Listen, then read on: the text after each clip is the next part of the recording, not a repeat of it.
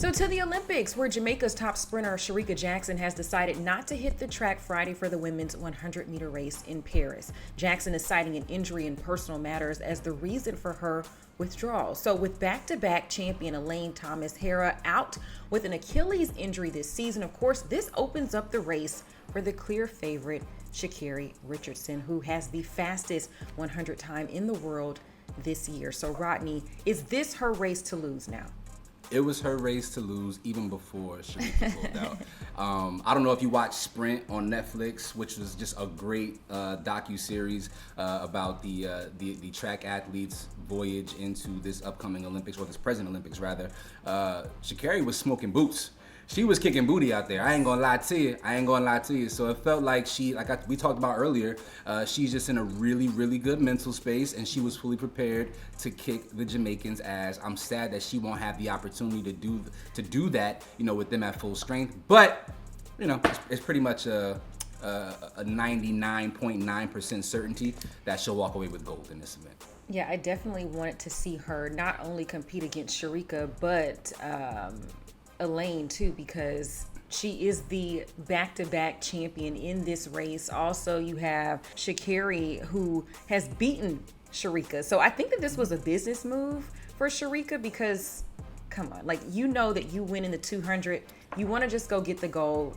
You said that you're battling injury, other personal matters. Just go on and do it. Shelly Ann is also competing in this race. I don't really know where she's gonna fall, and I think that the Jamaicans are and the Jamaicans also replaced Sharika with a runner. I think she finished fourth in the qualifier, so it's gonna still be a good race, but again, this is Sha'Carri's race, like we just said, to lose, because all things are pointing to her, even if she stumbles. The margin for error, of course, is going to be slim. I mean, you're running 100 meters, very, very quick race, right? Finish in about 11 seconds. So, if you get out of the blocks a little bit late, a little stumble, whatever it is, anything can happen. But I just don't see a focused and dialed in Sha'Carri losing this event. I do want to talk about a couple of other Olympic stories as well, just kicking off the top of the show. So obviously Simone Biles is the GOAT in gymnastics.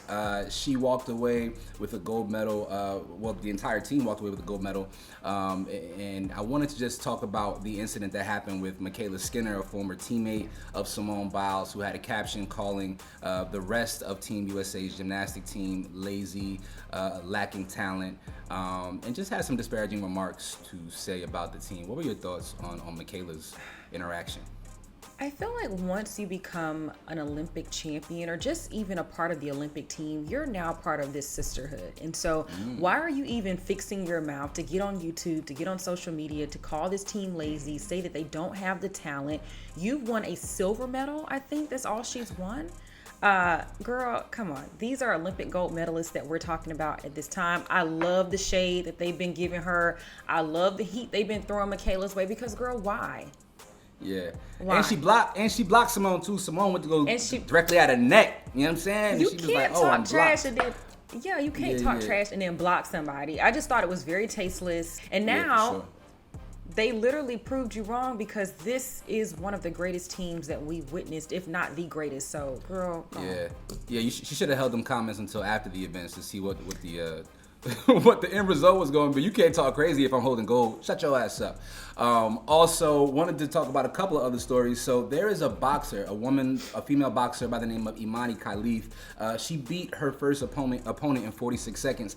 Now, that's great, right? But there is a little bit of controversy because Imani has some XY chromosomes, and there are some who's saying that she should not be allowed to compete against other female athletes because she is showing an escalated level of testosterone.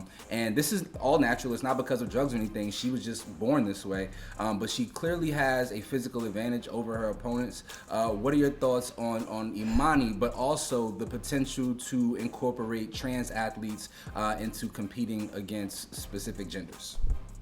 Okay, so this is really tough because I don't think that Imani is considered trans, because I think She's not. She is not.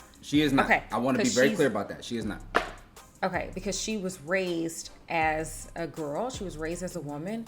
And biologically, if you look at her, she looks like a woman. So it's just so tough when you have like these genetic issues. I would hate for somebody not to be able to compete in a sport that they love because they were born with